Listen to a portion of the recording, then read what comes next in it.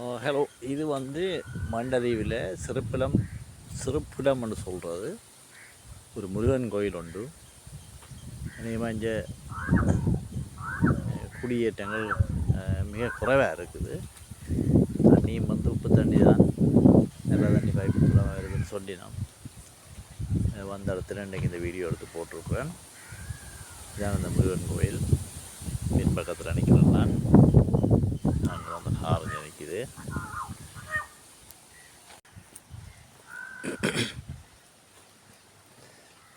சிறப்பிலம் முருகன் கோயில் இப்போ கட்டி கொண்டிருக்கிறோம். இது